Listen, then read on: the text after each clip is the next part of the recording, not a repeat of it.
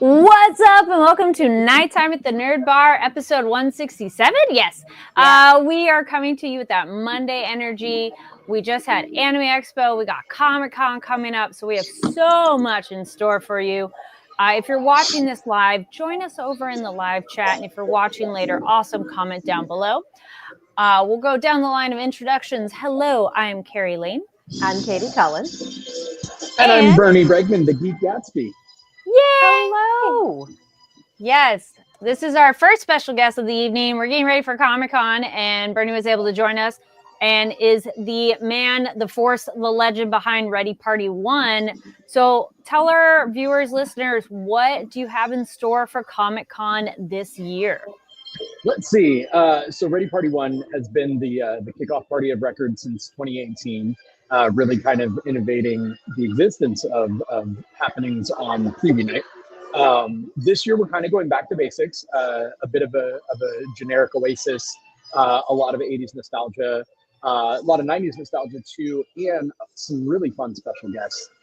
So we're gonna have some of the cast members from the Lost Boys will be there, including a special performance by the original songwriter for Cry Little Sister. The song from the movie. Yeah. The band might actually also be doing, I still believe, the sexy sax man song. I'm not sure. I'll check on that. The lineup of songs looks awesome. We have some. Oh, I'll just break it. Guy Agostini from X-Men '97 is going to be performing a song with the band. Gosh, who else is coming out with them? Our closing DJ is Efren Ramirez. That's Pedro from Napoleon Dynamite. Who actually has a very extensive history of DJing with Insomniac, the leading EDM company in the world. So I expect a really awesome set from Efren. He's so excited to do a Comic-Con party. So I think it's going to be a wild and fun night. Staples like DJ Elliott. I'm even going to spin an opening set. We're gonna have a special performance from voice actor Kehinde Martin. And also the Geek Insider, JP. So yeah, it's going to be a rockin' fun time for fans by fans, as always. Sweet. And where is it going to be located this year? We're staying at Park. We love the venue and what it provides. There's really nothing better in downtown San Diego than Park in terms of not only technology, but space. They have an incredible staff. We really have next to no incidents ever for the several years that we've been there. So Park is a great partner, and we're happy to be back there.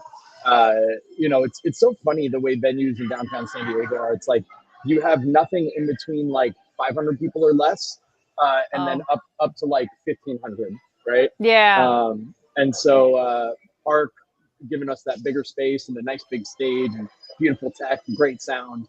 You really don't get anything better.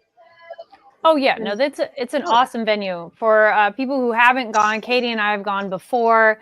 It's multi-area and always has incredible decorations, very immersive. And even with the extra space, I feel that's nice because you can allow more people, but it never feels too crowded. Like you're still able to walk around. You're not like... We do not sell to the capacity that they would allow us to sell to. We do not want to be asked to elbow. I don't go anywhere and want to be asked to elbow, so I don't sell that in our events. You know what I mean? Like, yeah, we're if we got to like 75% of that total capacity, we would call that a sellout, right? Because that's where we want to be. It's always been from a fan's perspective. We're all people that have gone to Comic-Con for decades plus, and gone to a bunch of the different events that have been there and gone, okay. If we were trying to do it the way that what's the stuff that we liked and the stuff that we didn't like, and how do we put that together to make a good recipe? And that's where we come out on stuff like that. So you got that front atrium that we keep lower volume for people that don't want to be wincy all the time. And then you can go like, oh, you hear a song that you love, you can go right into it, and then you can come right back and enjoy the atrium and talk to your friends. I believe the Lost Boys actually will have a meet and greet set up over in the atrium as well. So there's some fun stuff happening over there. Very cool. And there will be free sushi for the VIPs while supplies last. Nice. From Sushi on a Roll and from This and That Time. podcast. So appreciate that. And that'll be a special downstairs area only for that. It's not going to be the whole layer that you have gone to in the past. We're not going to do that whole thing this year. But still a lot of fun. Yeah. All right. Are there? Where Do you can have? people go to get tickets? You can go readyparty1.com. You'll be able to find them there. If you go to any of the XLE social medias, it's there. The amazing unofficial San Diego Comic-Con blog has posted it several times. So if you're on their Twitter or their Facebook groups, you can find any of the information there as well. All right. We'll also have those links down below. Are there any fun or things that people should know in advance, or anything if people have not been able to attend one of your events before? Look, we think that, I mean, for all the effort that we put into stuff that's on stage and the world that we build and any of that stuff, part of the lore is you. Part of the lore is everyone showing up. And we highly encourage, like, we love cosplay. Obviously, I've been cosplaying for 20 years. But we really love people doing unique stuff as well. So we want to encourage people to not box themselves in any way. And you can show up in jeans and your favorite, printed nerd t-shirt, and that's fine. But we kind of look at the reason I love the Oasis as a theme and sticking with the kind of where Ready Player One goes to different worlds. And that's what we've done with this party every year, is that what I love about that lore is you create your own avatar and you can be whatever, and you can have little bits of this and little bits of that. The first year I went, I had Han Solo's belt buckle and holster with the Nintendo Zapper gun, and I had a power glove on. And I had elements. I had like a Bill and Ted shirt with just all these other little nods to different things. And it was like if I was a player in the Oasis and I collected all these different artifacts in the Oasis, and I kind of like had a backstory and all that. So have fun, go nuts. It's the first day of Comic-Con. You're back in the gas lamp. You're with your people. There's great music on stage. It's a beautiful place. Do whatever's gonna be fun. All right. That's awesome. Yeah. And then you do another fun thing where you're at. Would you like to share and let people know if they're in LA what they should do? Oh man. So I am at Scum and Villainy Cantina, which is the immersive Star Wars bar in Hollywood. It's on Hollywood between Cahuenga and Ivar. It's a block away from the Pantages Theater. It's beautiful. The front room is Star Trek. The main room is Star Wars. There's even a Hobbit beer garden out back. I'll even bring the computer off the stand here and show you guys. But it's like, I mean, for starters, look, the astromech droid port and all that stuff, and then it's just beautiful. It's such a cool venue. So fun. All that. And there's all sorts of knickknacks and things. If you look on that shelf right there on the top, you've got the Holy Grail and the idol that Indy tries to steal, or does steal actually, and then it gets taken from him. A Green Lantern there's a power cord. Yep, you've got that. Up on I think Dobby there is a very free elf. That's a lot of socks. Dobby is a free elf. Anyway, there's a Dark Helmet up there. There's a Klingon Batleth sword. Nice. Yeah, tons of fun little nods to everybody's favorites. So you're getting ready for karaoke. We're gonna have to schedule for about a year from now a show, because I can't talk about some things right now because I've signed an NDA. But yeah, there's some things related to a character that I cosplay that I've done officially now that we should talk about. Oh, we tend to talk to you before every Comic-Con, so yeah, definitely. Sweet. And anything you'd like to add before you sign off? No, we talked about all the fun stuff. All right. Yeah, I look forward to seeing you guys in literally 10 days, 9 days? Almost. It's going by fast. I'm not able to go, but I'm going to live vicariously through Carrie. So she should do a live live video onto the Be like, hey everybody, here's the tour. I mean, it's gonna be super fun. I'm not gonna really host much of it this year. Okay. I'm gonna get to DJ, which is fun. That's new skill that I learned over the last year and a half. By the way, anyone can be a DJ. If you can count to 4 and press play, you can be a DJ, because every beat is a 4 count. And just, anyway, and I've been mixing some stuff, so that's a fun creative thing. And I get to sing with the band. I'm going to sing My Own Worst Enemy by Lit and Holiday by Green Day. So that's going to be cool. Yeah, it's going to be fun. I think one of the years we had you during rehearsal or something too. So that's great. You get to perform again this year. Yeah. Very excited about that. So for people to follow you, go follow at the Geek Gatsby. You can see it down there. Yes. Awesome. Well, thank you so much, and looking forward to what you have in store at Comic-Con this year and staying up to date with your exciting news, which whenever that will be.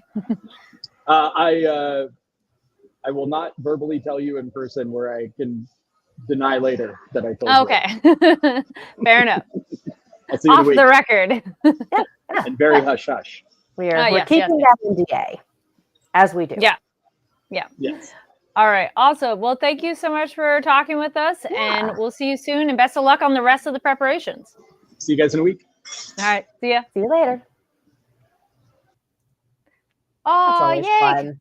Yeah. I can't believe Comic-Con is coming up so fast. And we've been able to attend Ready Party One events before, and they're just really fun. I'm so glad to hear that it is on purpose of not making it too crowded, because it's nice to be able to walk around, be able to find people, but the dance floor area right by the stage is more crowded, but that's where you would expect it to be busy. And that's if you want to step away. Yeah. It's nice not to have to elbow people out of your way all the way to the bar, the bathroom, the door, the important places. Yes. And then we did see a couple people in the live chat. Thanks for joining. We also got Gig Derek pointing out, yes, earlier than usual. Howdy from a Pocket Dimension. Yes, we did a little earlier because we had special guests. We do have more, so stick around for that. And I hope your Pocket Dimension is a hammer space, because Bag of Holding only has about 10 minutes of air. So maybe hop out of there if that's the case. Yeah. And all right, we do have someone join us, so I think maybe we'll get into news, and then we might need to pop out depending, because they're not here just yet. But stick around. Let's go. I am mainlining the news tonight because I volunteered to do so, and so it would actually behoove me to split it if that winds up being the case, and if not, we go nuts and you get to start the interview. So, starting us off, Manga Mavericks Books announces 4 new manga licenses set for a fall 2025 debut. During Anime Expo, the new North American publisher announced First Time in Taiwan, A Delicious Adventure, Great Metal God, and Princess Da Huang and Other Tales. I'll see you at Ebisu, Princess Da Huang and Other Tales. I'll See You at Ebisu Studios, also announced in partnership with Red String. So we've been talking about Manga Maverick and how it's a new manga publisher in North America. So we have those 3 titles. The titles will also be made available early to paid subscribers of the Manga Maverick Substack newsletter, which will add a manga reading feature for select titles from Manga Mavericks books starting on July 16th. So if you would like a sneak peek, that is how you do it. So check out Manga Mavericks website. First Time in Taiwan, A Delicious Adventure looks to be available in October 2025. Great Metal God will be November this year.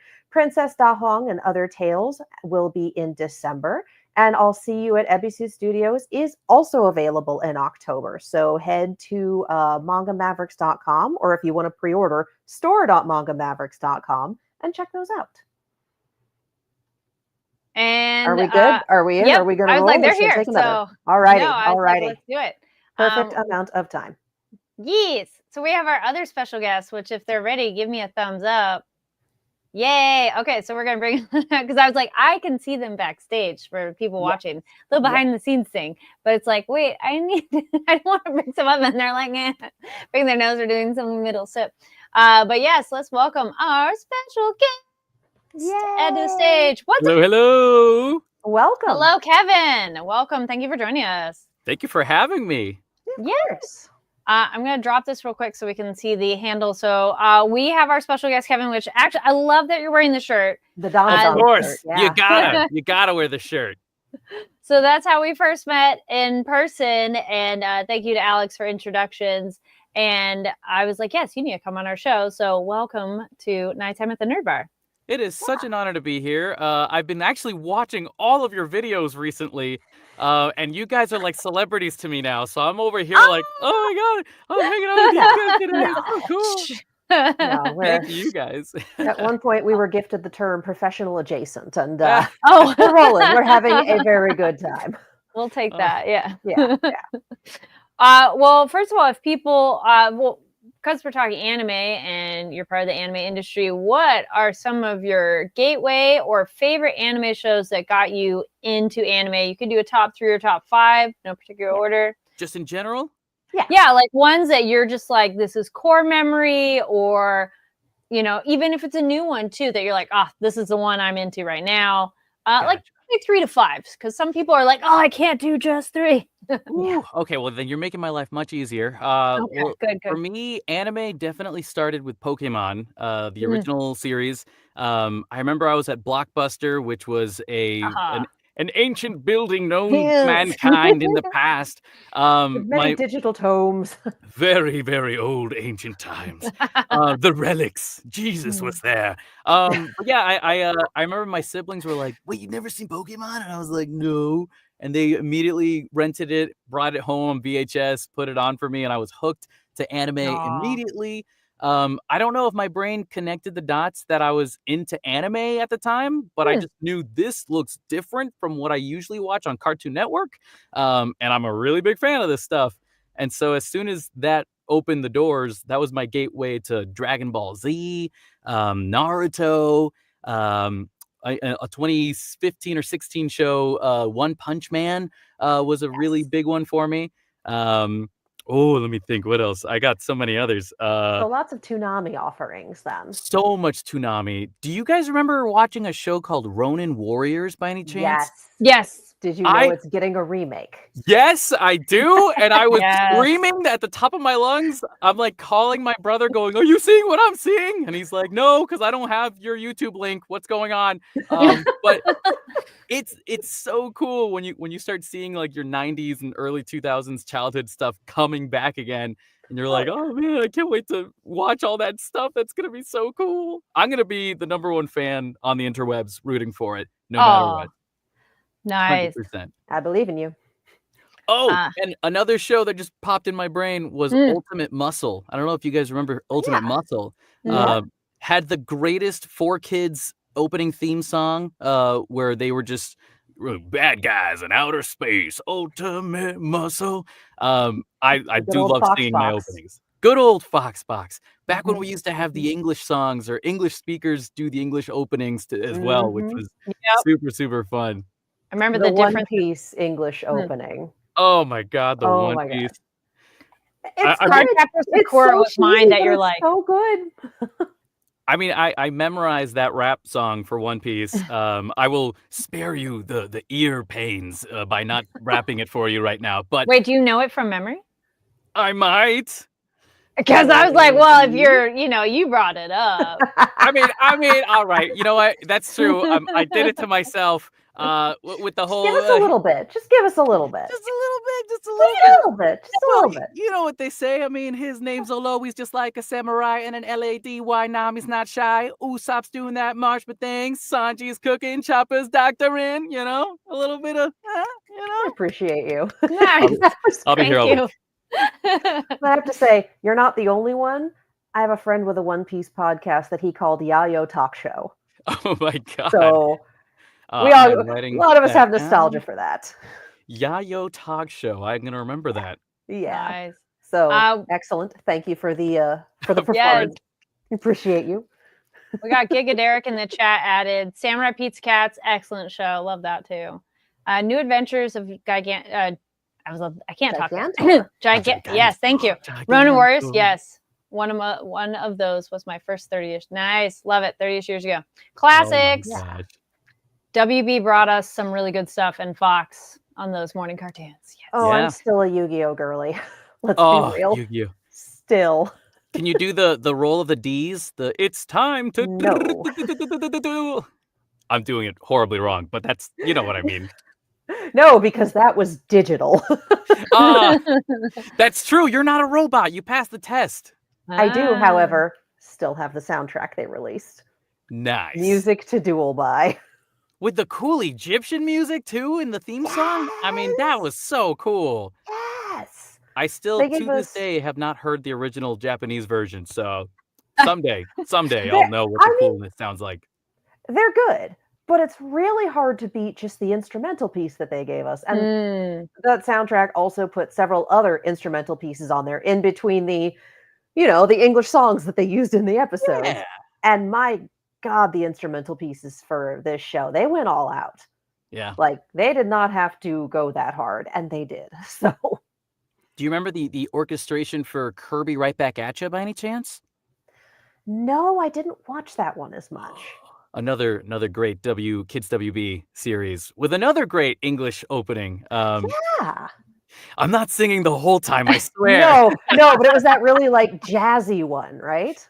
Yes, very, very. Oh man, you're gonna make me start singing. Come on, you.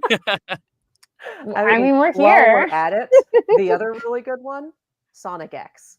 Oh, why did you have Gotta to say go that? fast. Like, come Gotta on. go fast. Oh my gosh, it's fun fact. I've been working with a director. Her name's Kathy Pylon. I worked on Pokemon Path to the Peak, and I was talking to her as we were recording this project, and she was like, "Yeah, my husband is the guy who makes all the music for the Kids WB stuff," and I was like, "You what? My childhood? What?" And she was kind enough to let him know, and he sent me soundtracks of all of the original songs from Kids WB. Oh, So nice. I have them, and it was awesome. I've just Oh been my crying. Yeah. God. Been What crying a all the treasure time. trove. Oh yeah, it's pretty awesome. One that I remember that's very different for the Japanese version, WV version, was the opening theme song for Cardcaptor Sakura. Oh, yeah. Because it was way more shonen leaning when it was on WB. And then you're like, Oh yeah. no, this is more shoujo with a sprinkle of shonen in there. It was like, So, no, we have to attract the boys. And then all the girls were like, okay, but them outfits though, and the magic, and do they sell that deck? Can I have that deck? Yeah. I mean, even the scepter. You remember the scepter and the Oh, wand yeah. and stuff? I mean, Yeah. those are pretty cool. I remember Sailor Moon as well. Yes. People were like, "Oh, it's a girl show." They beat the crap out of so many people. Are you kidding me? That is not like a girly girl show, man. This is for everybody. Yeah. These hands Also, are E for everyone. And the first season ends with everyone dying and then not dying. Like, it's pretty hardcore. Pretty sure there was like a bunch of like filters because it was an American project, or when it came out in the They States. changed a lot of things. It's much smarter when you actually watch it in Japanese, because some of the other things they just kind of dumb it down. They went for a younger age group as a joke. Gigadare says music to Duel By was a trip. McDonald's also released some Yu-Gi-Oh! Sample CDs. Ooh. McDonald's also released some cards, and I still have at least one of them in my deck.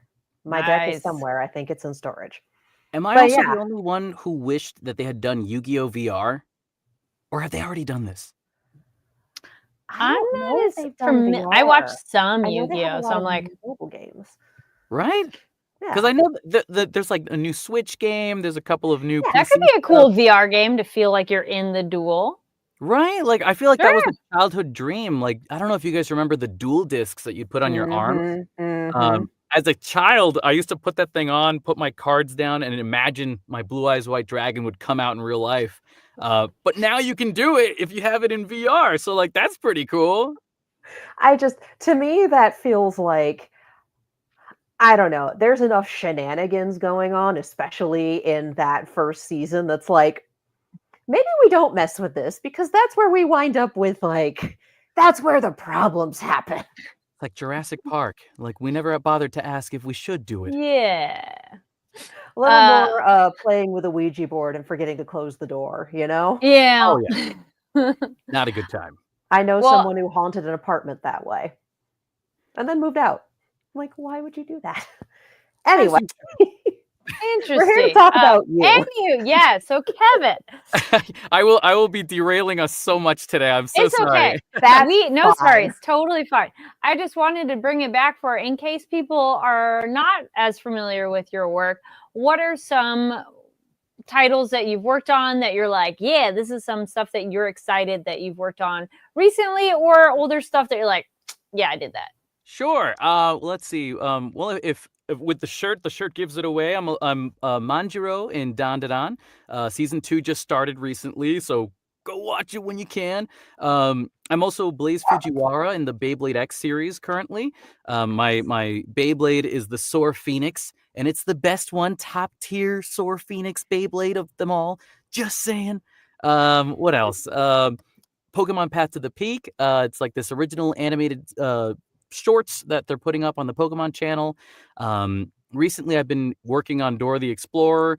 I was the voice of Swiper the Fox in Dora and Diego Rainforest Rescues, along with season 3, a bunch of side characters here and there, like Ducky and the Juan the Piggy, the Pirate Piggy.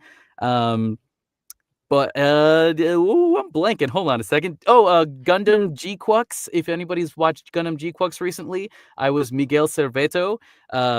Spoiler alert, he's there for an episode, and you'll see why.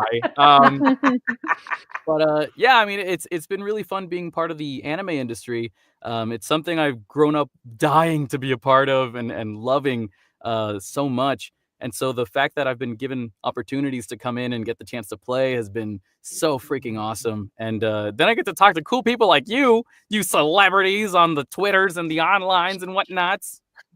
So thank you. Oh, yeah. No, thank you for joining us. I feel oh, go ahead, Katie. You first. I was going to say the cliche one, everybody goes, how do you get voice acting? That's a little boring. I would want to ask, what is something or a couple pieces of advice you wish you could have told yourself when you got started? Let's see. Well, definitely to start finding as many opportunities to take classes as I could. Because for me, when I first started, I wasn't sure where to look. I moved to LA in 2017.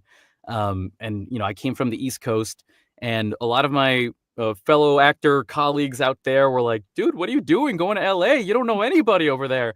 And I was like, that may be true, but I'm crazy enough to go try. And, taking classes is one of the best ways to learn more of the craft. It's a really great way to meet other, colleagues that are in your age range that want to do what you want to do. You might even meet actors that have been doing it for years that are taking classes just to sharpen their skills again. And those types of opportunities are so great because, you have people to reach out to. You can build a community. And it's, a really experimental time of figuring out what your voice brings to the table and what you bring to this industry. And yeah, I mean, there's a very strong support system in that sense. And also voice actors, I feel like most of us are very easygoing and super chill to talk to. And whenever people have questions, we're all more than happy to help out. So any viewers out there, if you ever have any questions, don't ever be afraid to reach out because, we're here together, Yeah. I would concur of the people we've met so far. Cool voice actors are all cool folks. Definitely. Yeah. Do you have any funny, etc. stories from the booth that you can tell? I know NDAs are a thing, but you know what? Yes, I do. Oh, I wish I had it on me right now. Wait a minute. Give me 5 seconds. Hold on. Cue the Jeopardy theme, I think. I'm excited to see. Okay. Yeah, I'm excited. Without breaking NDAs whatsoever, I recently have purchased a fart machine, which is this little guy right over here. So you can do little kind of sounds, And I've been having so much fun bringing this everywhere I go whenever I'm recording. God. Wow. Oh my God. I've told directors about these things, and most of them have been like, wow, okay, well, anyways, we got to move on. But I've had 1 or 2 directors recently that have been like, dude, we gotta use it somehow. We gotta use it. So I'm over here being like, getting paid to make these sounds. And I'm like, man, my life is awesome. One moment I jokingly did it for some dubbing session, and it was not supposed to be in it. Not at all. It was a very serious scene. And we took a quick break afterwards, and I, went grab some water, came back, completely forgot about what I'd recorded jokingly. and they're playing back the whole scene as like a preview just to Oh, double no. check. And I'm just standing in the booth waiting and watching it back, and then you hear the, and I go, oh my God, I forgot about that. Oh God. And I'm cracking up, laughing so hard in the booth. They have me muted, so they're still listening back.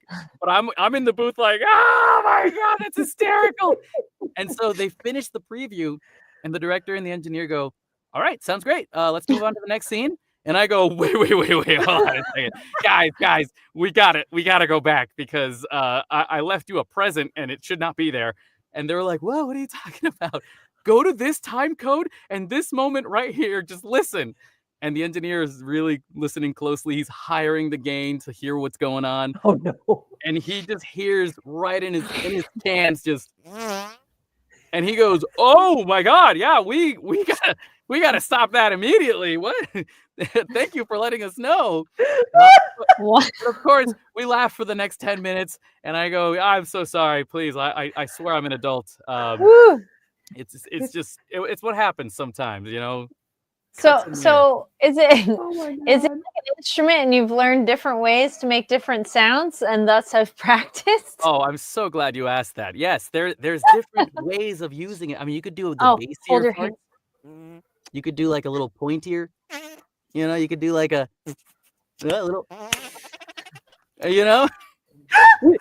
I know none of you expected to be hearing farts today on an interview, but this is where we're at today. But yeah, no, I've been learning how to use it.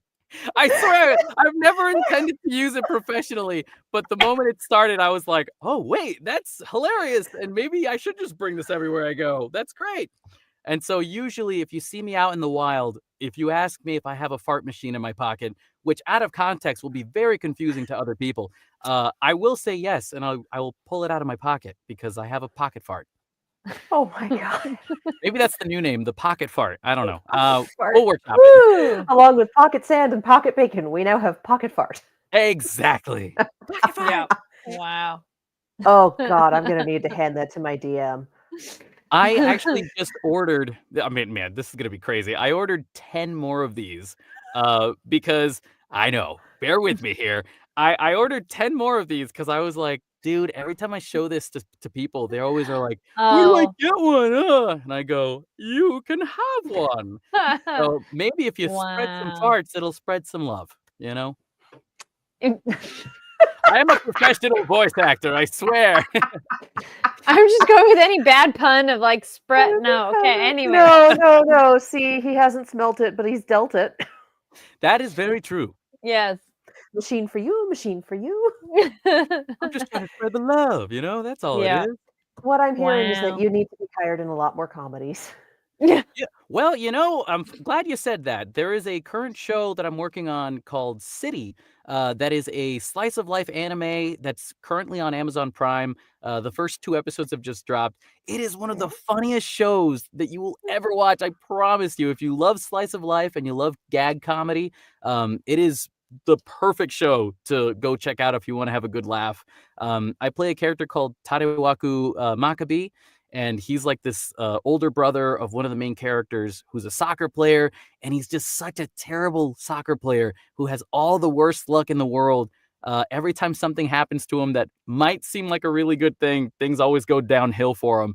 And you gotta love him because he's just such a lovable dude. And, you know, I think it's 13 episodes and they just started it 2 weeks ago. So get on top of that, Amazon Prime. Yeah. Right. I mean, summer season's only just started. Now's the good time to jump on new stuff.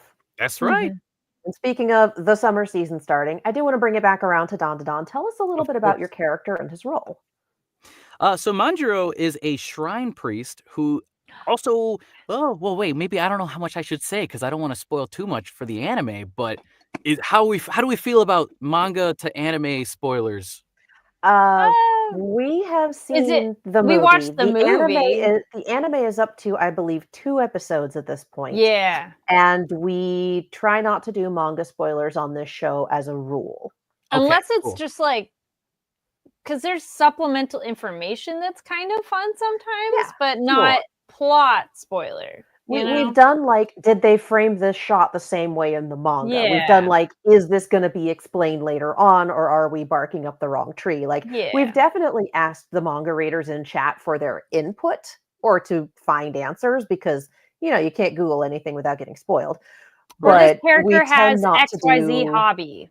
yeah, we tend not to do plot and character spoilers. Okay, then Yes. I'll hold back the spoilers for future stuff. But from what we Okay. do know from him, we see him in the first episode of Dandadan season 2. As you see, he is a shrine priest that likes to do headstands for his Yes. BooTube channel. Yes. And BooTube is the YouTube universe version of Dandadan's universe. Yeah. And so all he wants to do is become a BooTuber. And here he is working at this shrine, making sure he's helping out people in order for his dad to be happy. But yeah, he's basically the one that kind of gives some context on what's going on in this town. The sacrifices and the snake that's in, underground possibly. Which I think we're on episode 3 right now, or episode 2. I think it was just 2 right now, and the movie had the first 3. Yes. Okay, so perfect. if you've seen the So if movie, you've you've seen seen the the first movie. 3. But the first episode of this season dropped on the 3rd. So Right. it's a Yeah. Thursday release. So we would have Thursday. only had 2 at this point. We'll Yeah. get 3 this week. Gotcha. Well, then, Manjiro, he's personality-wise, he's just a chill dude who just, Yep. wants to be a YouTuber and doesn't know how else to really express himself other than maybe if he became a YouTuber, people would think he's cool, And, Dandadan, I've been watching the first season when it came out last year, and I've been obsessed with it. So getting the, email confirmation that I was going to get the chance to be a part of it for season 2 was a huge deal for me. I may or may not have cried. I don't know. I'm not a doctor. It's just such an exciting thing to get the chance to, like when you get to watch a show you're a fan of and then someone says, want to be in it? And you're like, yeah, please. But also you get the chance to do those things. And then you say to yourself, oh my God, I'm in the thing I love. Gotta make sure I don't mess it up. I gotta make sure I'm focused. I do what the character asks of me. And, you try to knock it out of the park. And thankfully, we've got awesome engineers like Keely Pearson, who I think you guys interviewed recently. Hi, Keely, in case you're seeing this. I'm such a big fan of you as well. Alex Von David, who's the director of the show, who is a beautiful director, wonderful to work with. The man lovingly cares for you when you're working with him. He's very collaborative, and he just wants to bring out the best in you so that you can bring out the best in the character, which I really appreciate from him. But yeah, I think the team, everybody that's working on the show loves it so much that we put our all into it. So when you get to see the English dub and compared to the Japanese dub, there's so much more to love from it both ways, I know back in the early 2000s, we had all the subs versus dubs conversations. But it's really nice to see that a lot of the kids who grew up watching anime are now dubbing anime themselves. So we're trying to inject in it what we've always wanted to see in awesome performances for English dubs.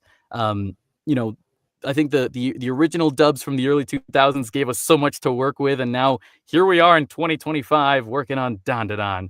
But yeah, it's been a really, really great honor. So I'm super excited.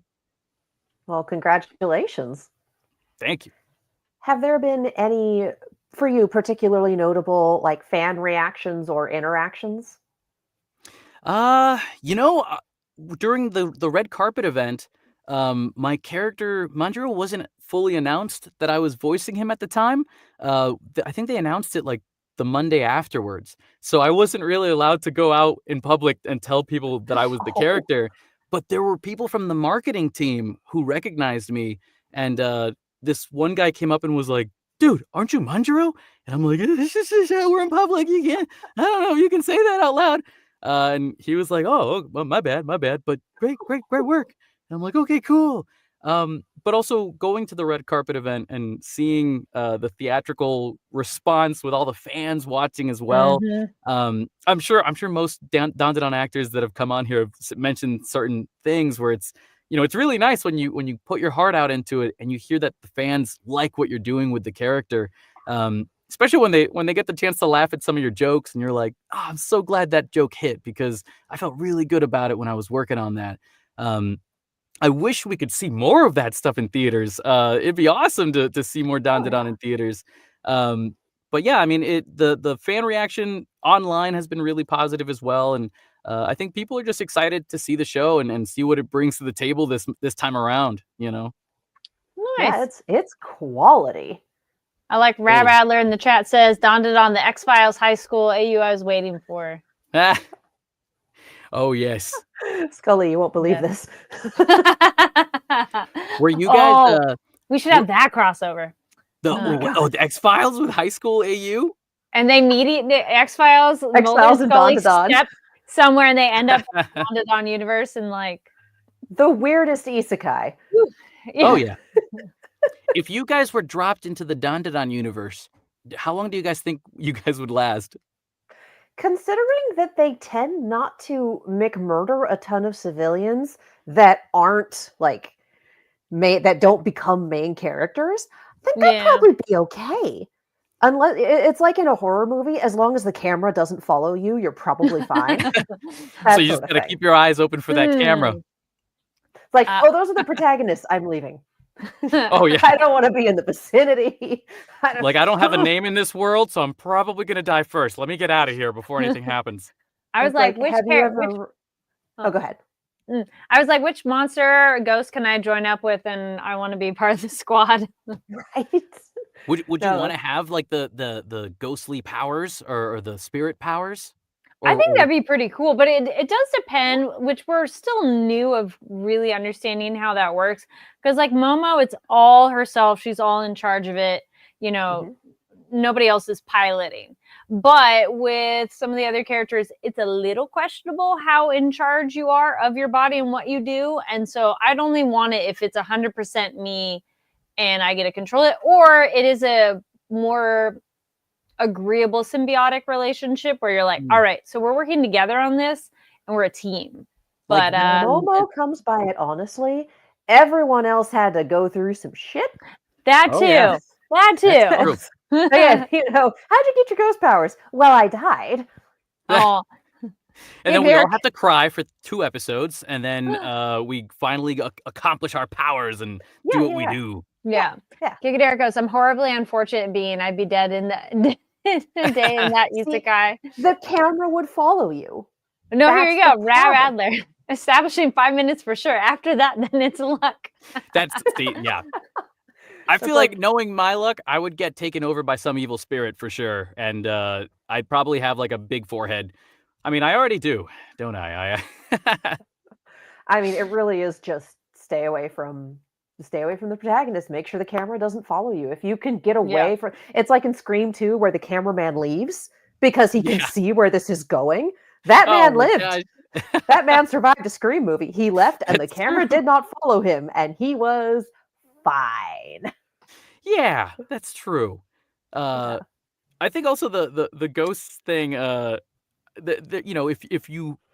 there's a way to learn how to do the spiritual psychic powers like Seiko and Momo does, I mean, that'd be pretty cool. If I was at least given the chance to learn how to do that, then maybe.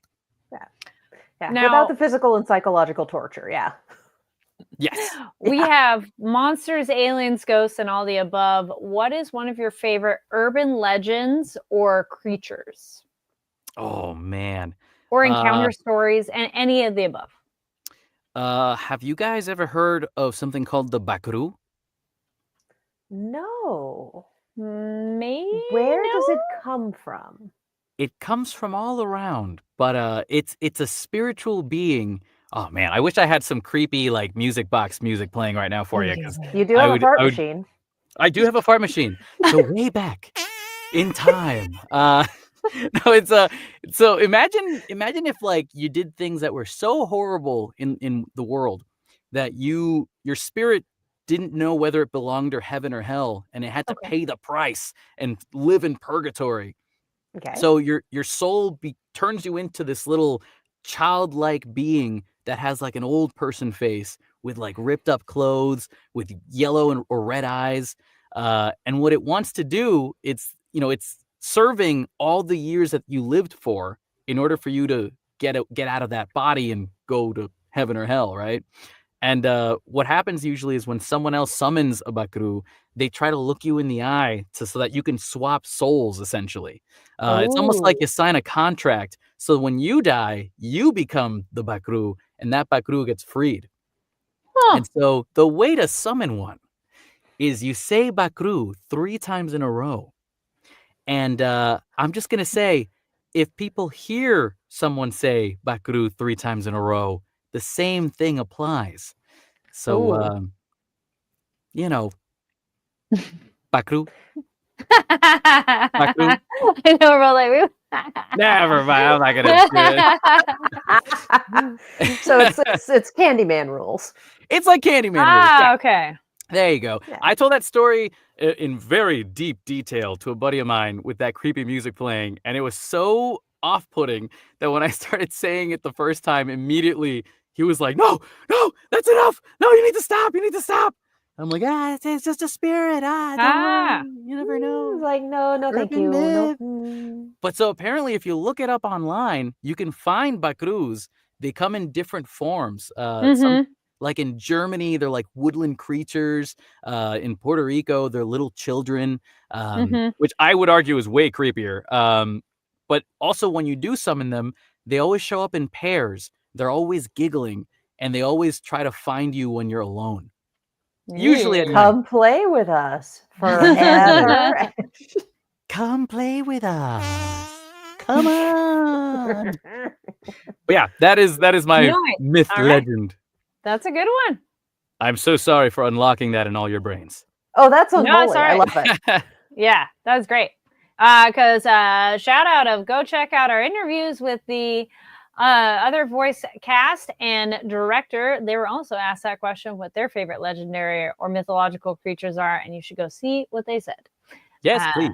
Yeah, go watch. And yes, there we go. Stay away from monsters. Yeah. Please. It's all please don't. Do you have any upcoming projects you want to be letting people know about? Oh, I'm glad you asked that. Can. Let me see. I wrote things down just to make sure because I didn't want to forget anything. But it's mostly things I've pretty much already mentioned today. Dandadan every Thursday on Netflix. It's going to come out in Toonami on the 26th of this month, I believe. Nice. Which is crazy. That's definitely a first for me, which is really exciting. Thank you so much. All right. Also, Beyblade X, it's still airing. It'll be starting to air, I think, at the same time as Toonami is doing Dandadan on the 26th. You can see it all on Netflix, the first whole season. City the Animation on Amazon Prime every Sunday.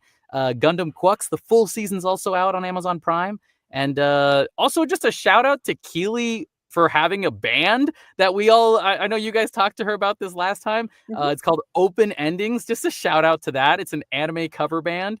But yeah, if anything else, you can check out my website at kevinandrewrivera.com. Nice. All right. Rat Rattler goes, Toonami, that's a real breakthrough there. Thank you so much. It really is. I feel that's a nice kind of full circle of, watching it growing up, and now it's like, now you're on there. I mean, that's the thing is when you hear Steve Bloom's voice as Tom from Toonami, and he's talking about your show that you're a part of, it's just surreal. So I mean, you got to just appreciate every moment and everything you've gotten a chance to work on, and just be thankful you get to be surrounded by people who are so cool and want to have so much fun and love the things that you love. Yeah. Katie, did you have any other questions? Is there anything you want to say to your fans? Thank you all for watching. I hope you all really enjoyed the whole season of Dandadan. We got so many more episodes to come, and stay tuned to see what's going on with Manjiro pretty soon. All right. Well, thank you so much. Well, thank Yes. you for joining us. Of course. Man, it's an honor being with you guys. Thank Oh, thank you. And yes, everybody, you can see the lower third down there on the bottom of where to follow online. And thank you again so much for talking with us. It was super fun and hilarious for sure. Thank you so much. I swear I won't bring it everywhere I go, but man, you know, Hey, you the know, fun occasions. it's entertaining. It is If it entertaining. fits in the pocket, why That's not? right. Yeah. Yeah. Exactly. All right. Well, Awesome. have a wonderful rest of your day, guys. Take it Me easy. too. Thank you. You too. Take care. Bye. Oh man. Oh, he's wonderful. That was was fun. hilarious. Yes. I was like, oh wow. But yes. Like, oh no, do we have to stop? And the answer is, yeah, we have a whole other half of the show to do. Yeah. So the other giant chunk of this is because we're Anime Expo. We still have a news. We only did one Oh news. yes, this We is still true. have Let's more get back news. to news. Yes. Back to news. It feels like we ticked that off the list, but we didn't. Okay, let me get into the next one, which is another big one. He's wonderful. He's Absolutely so much fun to talk so. with. Yeah. All right, looking forward to Comic-Con.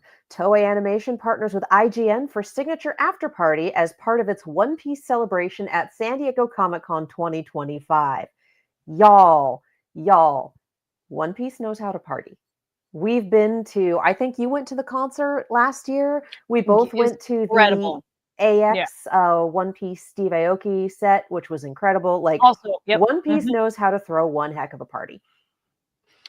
IGN is teaming up with Toei Animation for an epic One Piece themed after party at San Diego Comic-Con 2025, and fans will have the chance to win tickets. Taking place on Friday, July 25th at the iconic San Diego Hard Rock Hotel, the IGN San Diego Comic-Con 2025 after party presented by One Piece will include a trading card giveaway, photo ops, mascots, live DJ, and a special appearance by Colleen Clinkenbeard, voice of Monkey D. Luffy from the series' popular English dub. It's an exclusive event for invited industry guests, as well as a select number of ticket holders. The tickets are not available for purchase and will only be available in the lead up to Comic-Con through a special giveaway via entry online with IGN or in person at Toei Animation's One Piece booth, which is 3635 in the Expo Hall. Stay tuned to IGN and Toei Animation's social media for complete details. Tickets are limited to people 21 and older because there will be alcohol available at the party. So keep an eye out for that. And it looks like a day ahead of the party on Thursday, July 24th in Ballroom 20, Toei will co-host a One Piece Egghead Arc Part 2 dub world premiere event. The screening will be among the first fans anywhere to watch the new English dub of episodes 11, 23, and 24. Guys, you should go. And again, follow the socials, head to the One Piece booth if you want to get in on that party, because that sounds like such a good time. Oh yeah. I'm not able to go to Comic-Con this year, and I am very jealous and planning on living vicariously on all y'all who get into the party. So have fun, send me pictures. Okay, and our final two come from Crunchyroll. So the first one, Crunchyroll bares its fangs, releasing Sink Your Teeth, a Tokyo Ghoul celebration for one day only in select theaters in the US. So this is going to be on July 21st, so Monday of next week, actually a week from now. I can do math. Yeah, one day only on July 21st in the United States. Crunchyroll and Sony Entertainment will release the compilation film in select theaters consisting of episodes 1, 5, 8, 10, 11, and 12 from season 1. The film will be available dubbed in English. So check out, let's see. They gave me a link for where the tickets are now on sale, so I'm going to see where that goes. Yep, it goes to Fandango. So get your tickets for Sink Your Teeth, a Tokyo Ghoul celebration. For that showing on the 21st, tickets are on sale already at Fandango. And finally, from Crunchyroll, we love it when they send out these reminders for us. We really do appreciate it. And we have the Crunchyroll Blu-ray calendar for July 2025. So I'm going to give you these guys real fast with the dates. On July 8th, we are getting The Strongest Magician in the Demon Lord's Army Was a Human, the complete season. And on July 22nd, we're getting everything else. Everything else being Solo Leveling Season 1, limited and normal editions on Blu-ray and DVD. Alia Sometimes Hides Her Feeling in Russian, Season 1, both limited and normal editions. Ari Monster, the complete season, limited and normal editions. And That Time I Got Reincarnated as a Slime, Season 3, Part 1. So all of those are going to be available in the Crunchyroll store. They are available for pre-order now, except for that first one, which has already come out because the 8th has passed. And they will be available to purchase later on in the month. So thank you, Crunchyroll, for the updates. We do appreciate that. Because we always get those, this is coming available. This will be available in 6 months. Pre-order it now. So I love when 6 months rolls around and they go, hey, remember that? Yeah, it's available now. And I go, I do remember that. It is available now. Like, I just love the reminders. Yes. Actually, I was looking through my email and I'm like, oh, you mentioned Comic-Con, and we're like, wait, I have another one that I have found in my email. I believe in you. So this is for Demon Slayer fans. Demon Slayer fans, they're going to be in Hall H. Demon Slayer anime in Hall H is just so like, makes your anime heart so happy. So getting ready for the movie coming out at the end of the year, there's going to be a special presentation with film guests, special surprises, and a sneak peek at exclusive footage from the film. The first time international audiences will be seeing it outside of Japan. Crunchyroll. So this is with Crunchyroll is proud to present Demon Slayer Kimetsu no Yaiba Infinity Castle coming to Hall H. Join guests from the film for an unforgettable evening featuring exclusive footage presentation. So we're super excited for all of that. And Hall H, this will be Saturday at 5:45 p.m. We are going to have the director of photography. We're going to have the voice of Tanjiro, the voice of, and Japanese voice of Tanjiro, Natsuki Hane. Apologies if I'm saying anybody's names wrong. There's going to be also Alex Lee, the voice of Zenitsu in English, which we talked to before for a few other things, so that's awesome. Yeah. And Lisa, musical artist, will be there as well. So that is very exciting. And this marks the first time that representatives from the famed animation studio Ufotable will come to the United States since the series launched in 2019. So I'm like, what? That is wild. Yes. Also, Crunchyroll booth will feature special interactive activities inspired by the film. Fans are invited to stop by booth 4135 during the convention. And reminder, which we've talked about before, but the film's coming out September 12th at the end of this year to theaters. And see if there's anything else interesting. So this email has Aniplex and Crunchyroll right there at the top, and Hall H panel, which is super awesome. Again, Saturday, July 26th, 5:45, Hall H. Yes. So and then one more time. Mark your calendars, get in line, etc. Like, where to go? One more time was the booth number 4135. So also, this does transition well into our Anime Expo coverage. Indeed. Because the Crunchyroll booth at Anime Expo this year was mind-blowingly awesome, and they're going to have a lot of that Demon Slayer design and architecture at Comic-Con. So that's awesome. We don't fully know what all will be there, but we were told, and per what that email is too, they're going to have a lot of that Demon Slayer stuff. You probably have seen some on social media. We'll be posting more from it, but damn, it is so cool. It was absolutely beautiful. It was an incredible setup. Just the sort of thing where you're looking around you and then you're also looking up at the ceiling and going, whoa. Like, yes, there are mirrors. That level of setup. Keep your eyes open because it gives it that infinity effect. It's real wood. It's not plastic. It's not fake. And it just really has that. You feel like you're in the castle. We shall see what all activities they bring, but the one for Anime Expo had a really cool 3D photo experience, a way to fly and play a crow flying through the castle, which looked really great.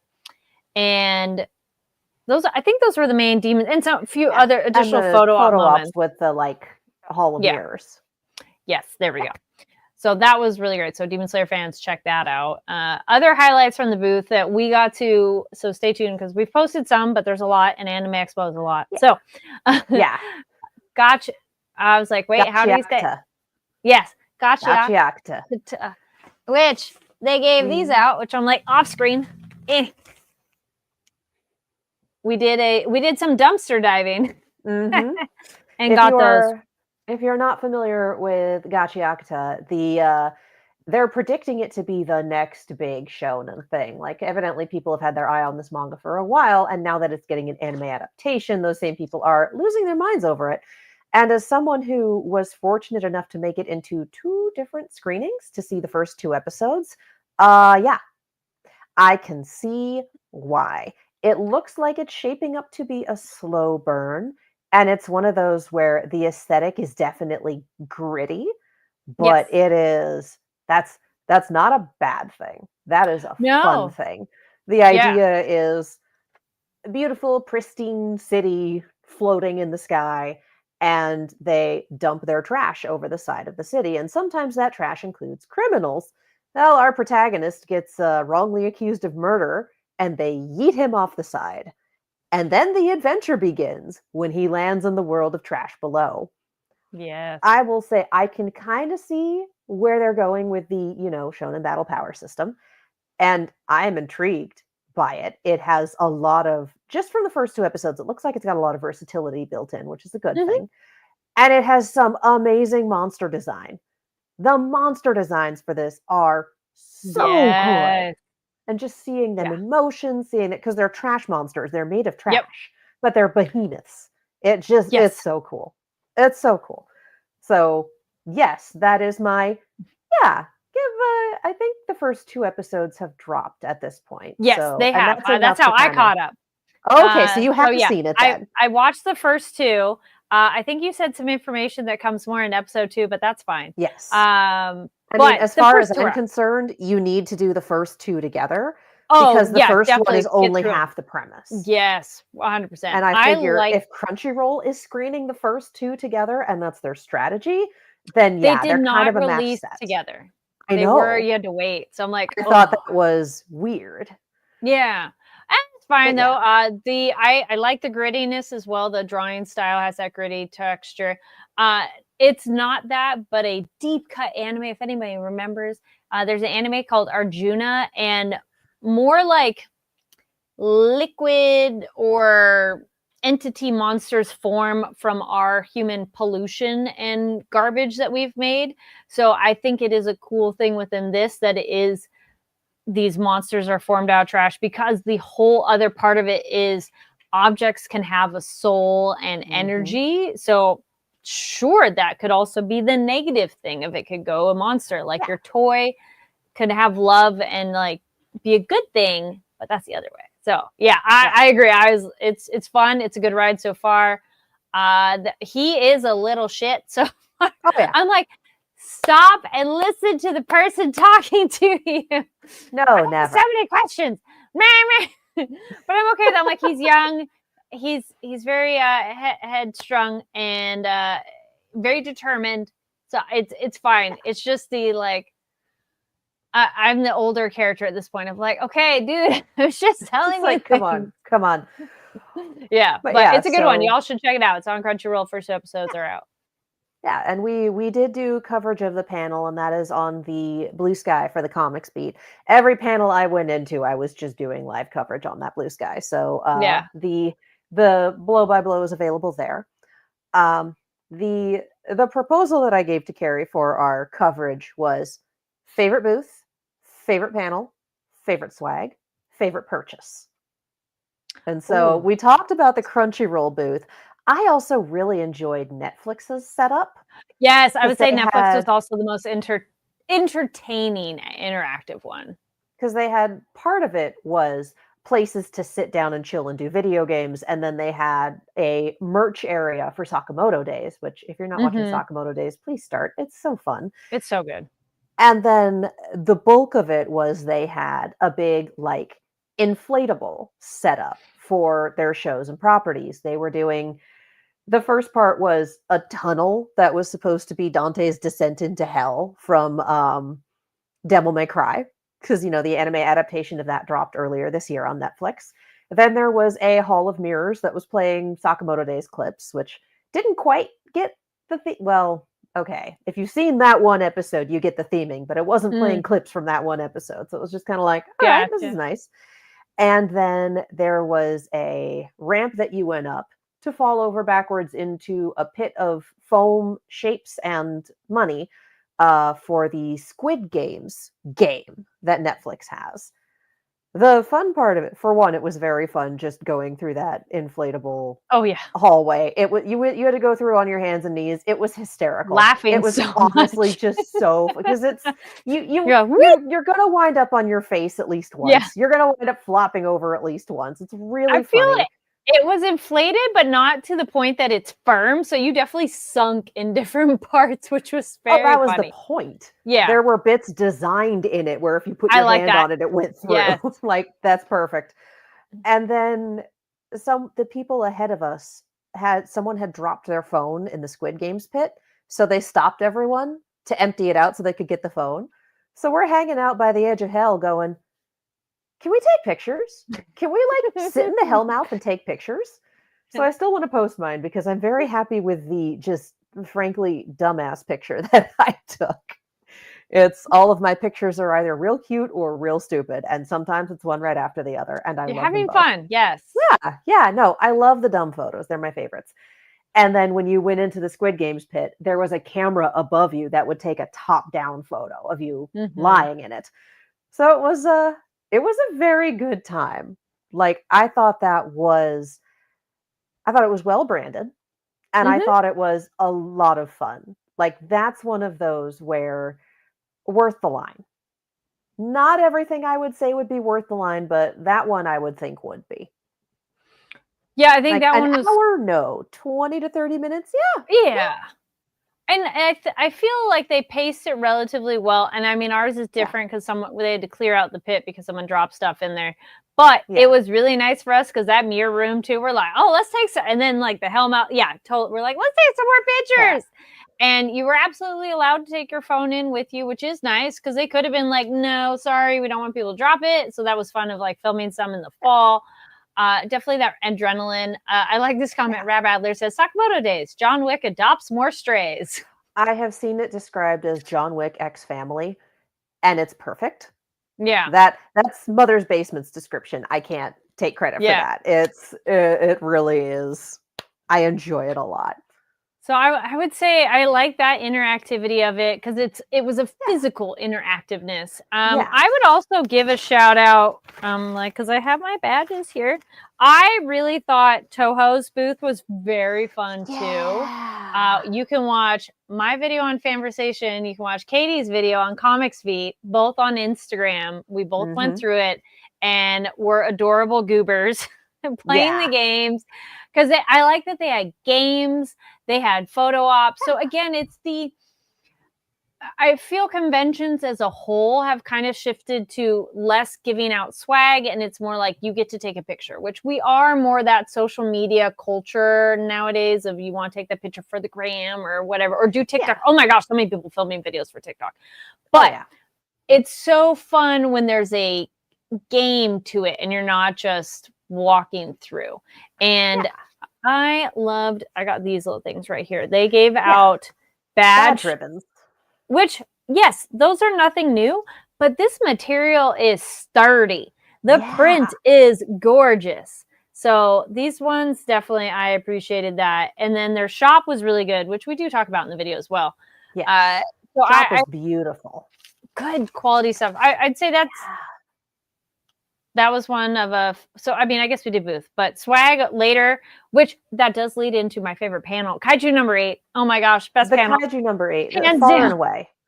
Because I thought I would enjoy the panels where I would get screenings more. I'm like, all right, we get to watch the first episode of season 2 of Sakamoto Days in Netflix. We get to do this. Yeah. Like every Crunchyroll panel every like specifically Crunchyroll sponsored panel had the pre-show hosts who were absolutely hysterical. There were 2 or 3 of them, depending on the day in the panel, and they would introduce themselves. They would go up and down the crowd and like get the people hype crowd. Like, oh, what anime got you started? Who's your favorite character? What's it? Tell me about your cosplay. Would bring cosplayers from the show up and have them show off. Would get people chanting in the crowds. Like, they were very, very funny. They did it last year. I'm so glad they brought the same crew back. I was so happy to see all of them. Yep. So that was every Crunchyroll panel, they'd go for it. And every Crunchyroll panel was just hysterical to watch them go because so much of the audience interaction is hysterical.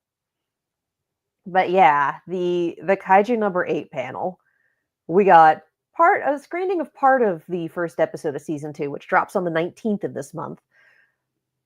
And the panelists were so good. Like it was Tim moderating, and usually Tim is the biggest force of chaos on any given stage because he's Tim and that's who he is, and it's so much fun to watch. Like that man is amazing. And then they brought out both voice actors for Kafka, Japanese and English. And was he the director or the producer? English director. English director, thank you.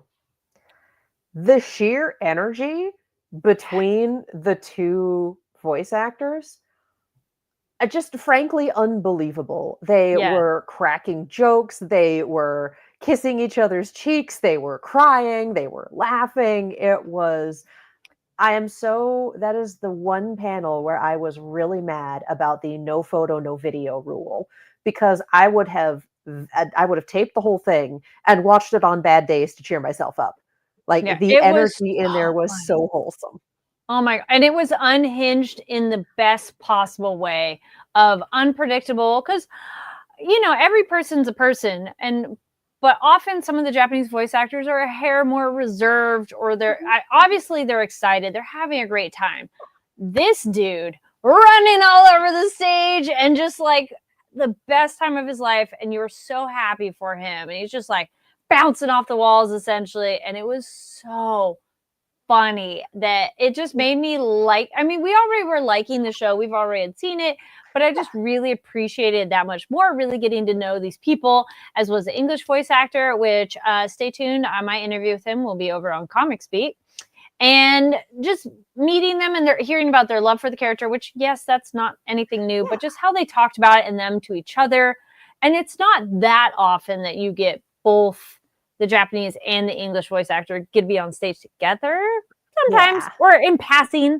The Apothecary Diaries did have some of the English voice actors come out at the end and like give flowers to the Japanese voice actresses, but that doesn't. I mean, that was quick. Not the same. Not the same as having them both on stage and just being fully unhinged. Yes, because that is what I think.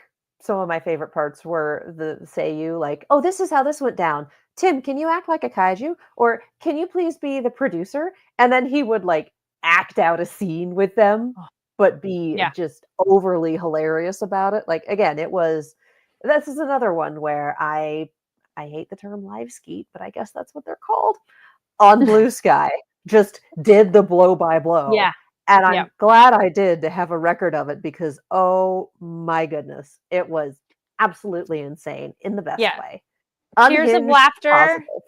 Yes, tears of laughter, and then like emotional, like in a good way that you're just like, I'm so happy. Because like, and then man, perfect. Yeah, that's one of those 10 out of 10, no notes. Loved it. Yeah, them crying over the fact that the Peacock Auditorium, which is a concert venue, it's pretty damn big, giant. Actually.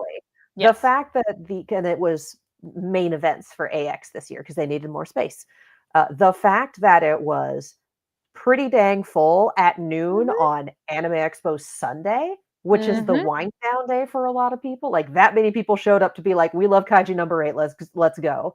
They were in tears on stage. Just like all of the people. Like, it was they saved the best for last. It was the best panel of the con, as far as I was concerned. Yeah.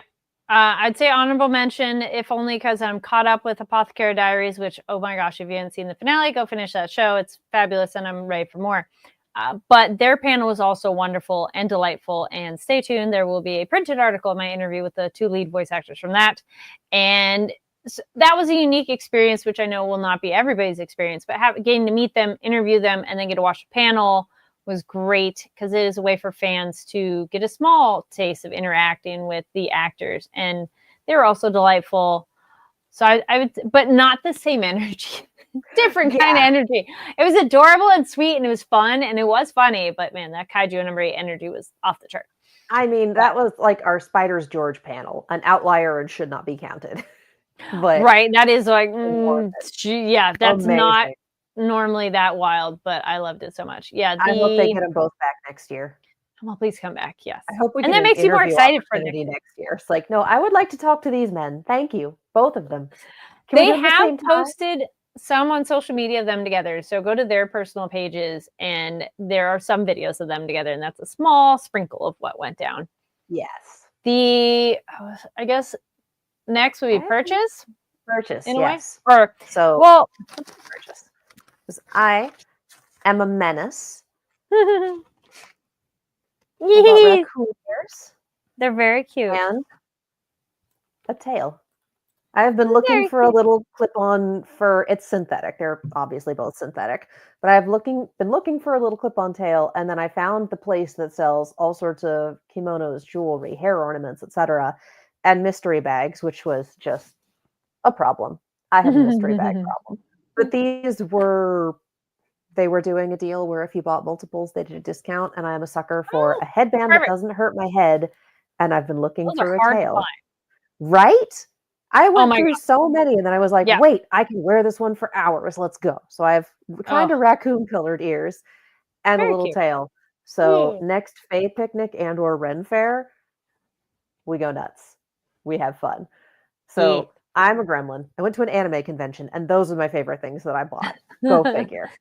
It's not the metric ton of stickers in Artist Alley, and let's be real, I love the metric ton of stickers in Artist Alley. I realized I put it on my microphone there. Whoops. But yeah. Well, speaking of stickers, and I also want to give a shout out to the booth thing because we are friends with the artists. So this is for ANA. They had a really nice booth, and I was like, this one was a fun one to experience, and they did stuff last year too, and I was like, there we go. Yeah, Mino Miyabi, and that's the artist. So you can go look them up on Instagram. So it's MINOMIYABI, who also, he did some of the artwork, official artwork for AX, but it's something of like how it's done, of how they get artwork. They can't necessarily say he did the art, but you can clearly tell it's his style. So then the ANA was a booth. So it's All Nippon Airlines. So it's a Japanese airline. And last year they did a really neat thing where it was like, get to experience what it'd be like sitting in the seats of the airplane. But this was like, hey, you want to play games? We have a lot of games. So I will have footage of that, putting that together. And I was miserable at a game in terms of I was bad. I did really poorly. But you get to watch some of that. So that was something entertaining on that. Oh, I did want to, I forgot. That was me and my Arc Systems games, honestly. I played 3 demos of Arc Systems upcoming games. And, that's also all on the Comics Beat Instagram. So it's, I'm not great at tutorials, as it turns out. They're all great games. I'm just bad at them. Also, shout out to the Toho booth bag. Oh my gosh, this is ginormous, and I loved all the properties on here. Like, damn, yes, excellent bag. Huge, just huge, good size, and it's one of those. Sometimes when there's different print, you're like, okay, but like that was really cool. Yeah. Favorite purchase? Oh, yes. Mine's also Artist Alley, but I was like, that. I was like, oh no, they're tucked away in the closet back there. I have I was like, oh, I did not remember to grab that. No, I have these origami cranes by an artist that I always follow, which I'm like, I feel bad I don't know their name, but it's that thing of like local. I always see them every time. So I'm like, yeah, they'll be there. I don't need to follow them online. They'll be there. And also I've randomly bumped into her at Comic-Con a couple times too. So it's like she doesn't have a booth. She just attends Comic-Con for fun. Like years ago, she had a kimono that was Star Wars print. And it was so cool. And I have a picture of her. And so it's funny later of like, oh, I found your booth. She often has a lot of kind of, unofficial, My Neighbor Totoro kind of vibes, little soot sprites. So I've bought a lot of that jewelry. And this time there weren't any pieces calling to me, but the cranes I thought were really great because it's like a longer chain, But what she did that I thought was really cool in a creative space was not just the paper, but she put it with like kind of a resin, so there's a firmness to it. Because I've had other paper crane earrings, and they just kind of like get a little wonky or smushed. So I like that these have that firmness to them. And I was like, oh, they're so pretty, and it's just cute. And she also had a lot of artwork this time. I didn't buy any artwork, but it was nice to see as options. And some of them were original, you get the one piece, like it was drawing on a fan or something. So I thought that was really cool. And there was a lot of like paper craft and pop-up cards and whatnot. Did really like that. Pretty. Yeah. So I'm like, I'm sorry I don't know the name, but she's always there. If you go to Artist Alley at Anime Expo, you'll see her. She'll be there. And what was your favorite swag? Ooh, swag. I'm like, well, ours partially it's because we're press, but I don't think that one counts. Okay, I didn't grab that one because it doesn't count. Okay, that's fair. Because it wasn't something that was given away to everyone. That's true. With everyone else going, what is it? It's a mystery. Yes, it's a mystery. What would I say is my favorite piece of swag? I've got mine if you want me to. Yes, go ahead with yours first. Might inspire me. So Netflix gave out at the panel at the booth. That one is pretty. Sakamoto Days. It's the apron. It's an apron. It's yes. the apron. And they had so many of them, creative. so they wound up giving me like 4. So for those of you who watch the show, might be doing a little swag giveaway later on. Comment, let us know if you want stuff, because like if you're in the US, we could do some shipping. We could do some shipping. So we haven't decided on the terms of the giveaway or anything, but like options. So, I think that's probably one of my favorites because I love it so much. It's so, I like the creativity of it's a very, we saw a lot of people in that costume in general, and we're like, oh, that's so straightforward and easy. So I like that branding of it's the green apron, but the Sakuma, you know, and it's easy. I don't want to say I like this now because now I've watched the show and I'm like, it's our dude. So I was like, I'm more excited about this now that I watched it. And, you know, in a weird, backwards way too, I'm like more excited too about previous like kaiju stuff I have now after watching that panel.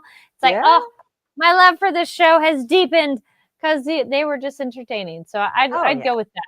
And then way back when, because I do have it nearby, shout out to Crunchyroll back when they did the Kaiju number 8 survival backpack, because this is I have used this. This is a great way to hold your first aid kit of items and things. So. And if you have seen me post pictures of I've been calling it my emotional support water bottle. It's the water bottle that came in that Kaiju number 8 survival kit. Like, it's perfect. And then I covered it in stickers because that's what you do when you have this many stickers from Artist Alley. I know. It's like things in stickers. Oh, yep. I was like, nope, that's it on things. Yeah. Yeah. So, solid recap. Yes. Oh, no, I was going to say for anybody who was able to attend Anime Expo, what were some of your favorite booths that you went to, walked by? There are definitely some great visual displays on a lot of them. We didn't get a chance to go through Silent Hill, but that display looked really cool from the outside. Oh, yeah. And what's some merch that you bought that you really liked, or cool photo ops? Leave comments down below and let us know. Yeah, tell us your highlight. Yeah. Or if you didn't get to go, but you saw on someone's social media, please let us know. And then you'll definitely have to let us know on ours, because we did post a bit and there's more coming. Yes. And I was going to say, well, we'll get into our other recommendations and give those shout outs as well. Because now I think it's time to, this is one of them. Don't forget to follow us on NTATNV. NV on Blue Sky and Twitter, because we post a lot of stuff on there. And just stay tuned to there, because that can be updates as well. Yeah. So stuff you should check out. Obviously, all the things we're going to plug at the end is them we've been plugging the whole time. Yes. But these are movies, book shows, games, or whatever we have watched or checked out. This show, go watch it. Is very entertaining. They have the first 2 episodes. Liking that one, and dawned it on, waiting for the new episodes for that, but do highly recommend, because we saw the movie, so we're up to date. So I think it'll be one more week till we're on the new stuff. Apothecary Diaries, that finale, fabulous. Stay away from spoilers if you can, because that's no fun. And way back of getting into stuff that's one of those that's just been there, but now it's on Netflix. Not sponsored, but hey, Netflix, if you want to reach out. Finally got around to Mr. Robot and liking that so far. It's one of those, I'm kind of curious where things go, almost to the end of season 1, but still really enjoying it. And not actually, I was like another one, my new current obsession is see, what are you really excited about? After watching K-pop Demon Hunters, I was starting to listen to more K-pop songs and everything, and so I've now gone down this rabbit hole of watching a bunch of K-pop music videos. So the current group that I'm really excited about that I've just watched a lot is Super Junior, and I love it because one of the big reasons, so they came out 20 years ago and that group is still around, which I was like, yes, so they're currently 37 to like 42 years old, which I'm like, there's none, most K-pop groups, which no problem with younger or old, it doesn't matter.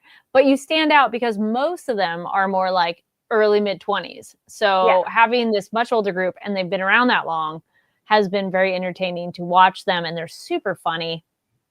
And it's like one game show, they're like, ooh, my back.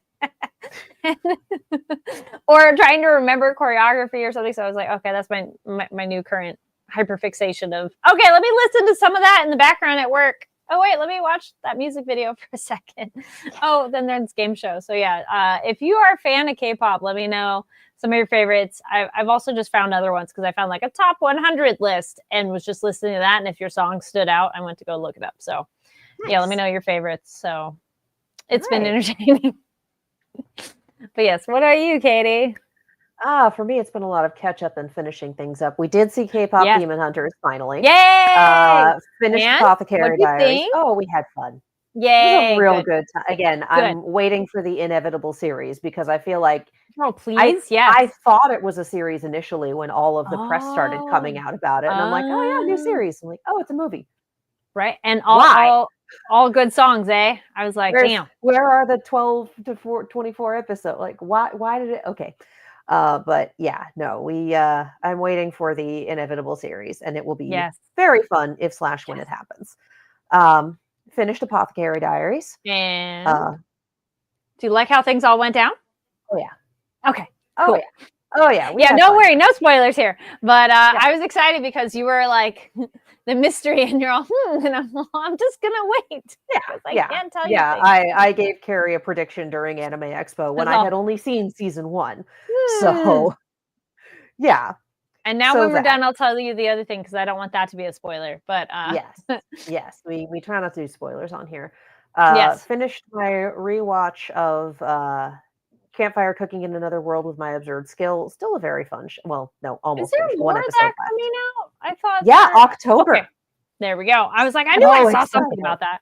Oh, fall season! I'm so excited. Yeah. Started rewatching Parallel World Pharmacy just because one of those like, oh, it's been a minute. What if I pull that one back up? I'm like, yeah, I can see why I like this. It's cozy enough. And then caught up on MasterChef. So it's really just been Kevin. Oh, hello! I didn't realize you stuck around. Yeah, no, I love campfire cooking. Yeah. I actually I made a grocery run tonight before the show and bought the ingredients for oyakodon because I've been making oyakodon semi-regularly because they made it on that show, and my roommate and I went, oh, that looks good. And that looks like it's something we can actually do. Let's find a recipe. So I'm making oyakodon this week because of that show. And I'm also rereading the Murderbot Diaries. I'm on book 3. Oh, there we go. Finished Murderbot. Yes. Season finale dropped and season 2 confirmed. Yes, because it does end where you're like, well, oh, good, there's more. Because it doesn't have a bang ending, which is great because it is will there be more? Oh, Carrie, I'm going to need you to read the books. Okay. Because the second book gives us one of the best characters in the series. Everyone can fight me about it. Okay. And for everyone who's read Murderbot, I'm sitting here going, we get art next season. Let's go. So I so far have loved the show, so I think I could read the book in the meanwhile. That's what I like doing, if you got time to wait. So, yep. And I mean, the first 5 books are like 150 pages each. Nice. They are not long, and they are Yeah. short audiobooks if you're an audiobook person too. That's good. But Yeah. no, I'm so excited for season 2. You guys, we're getting art. Let's go. It was a good season. Like, that's definitely a show to recommend to people. So I'm Yeah, excited for more. there's a lot of stuff in there, especially in the finale. That was, oh, that wasn't in the book. All right, let's go. And very rarely has, oh, that wasn't in the book, made me go, in the show. For the most part, it's been, oh, that wasn't in the book. Yeah. Oh, good. Yeah. No, like as a book reader, I was very pleased with the show. Oh, that's always nice to hear, because sometimes you're like, heh. But yeah, okay. Yeah. No, it's the whole book fandom was kind of sitting here going, all right, the preview looks good. Not sure about Skarsgård. And then we got through the first 2 episodes and went, oh my God, you guys. So generally speaking, book readers pretty happy with the Murderbot adaptation. Okay. Not easy to do. Yeah. I do have Giga in the chat said, check out the new Superman. I can't recommend enough. 10 out of 10. I've heard good things by the people that I would expect to like it. So, too busy. But I want to. I've only seen one person not like it. And he's not of the, oh, Superman's woke crowd. Like, he's an actual human being that I like and am friends with. And I've only seen one person go, oh, I really didn't like that. And everyone else I've seen be like, oh, that was good too. I loved it. Yeah. So yeah. I want to check it out eventually. Just haven't had time. So it's like all the things going on. Right. But yeah. Which, speaking of, be sure to follow us on NTATNB so you can be up to date on all the things going on. And thank you so much for tuning in to Nighttime at the Nerd Bar. Huge thank you to our guests. Round of applause for them joining us today. Both of y'all, we appreciate you. Yes. And stay tuned for next week. We have other guests as well. So, because we're in between with shows. And next week is pre-Comic-Con week. So it'll probably be some more Comic-Con info. So reminder on the schedule, yes, we have the Comic-Con preview episode next week. We will not be recording the week after that because it is the day after Comic-Con, and we are giving Carrie some time to relax, to lie on the floor and, get some spoons back. We will be announcing what anime we are watching on our social media. So please keep an eye out for that. Because when we swing back in the week after Comic-Con, we will have chosen the anime and watched the first episode or the first 2 episodes if we're in like catch-up mode, and we probably will be. And then you can hit the ground running with us. Yes. Katie, where can people find you online? You can follow me all over the social medias, as well as on YouTube and Twitch at Kiaxet. That is Kiaxet. I am also on a YouTube channel called Silver Screams, where my roommate and I talk about horror things. And y'all can find me online at Carrie D Lane. That's KARIDLANE. And there is a number of things on the Fanversation Instagram channel. Be sure to check those out. Katie has some of hers over on Comic Speed, and so do I. So check between Fanversation and Comic Speed. Be sure to give both a follow. And there will be more coming. And be sure to be following here on Fanversation's YouTube channel. Subscribe, hit the thumbs up, because we will be at Comic-Con. So we're going to have a lot of stuff coming your way then. So you want to be up to date. And it is Fanversation on all social media platforms as well as mine. So some of it's, it's tagged. So I want you to find at least one. Find us on the right spot. But yeah, thank you so much, everybody, for tuning in. Love having you here if you're live. And if you're watching later, awesome as well. Happy to have you all here. And returnees, I think that's about it. Otherwise, we appreciate you guys. We love our chatters. We love our lurkers. We love our commenters. We love all of you. Yeah. All right. We'll see you all next time. Bye.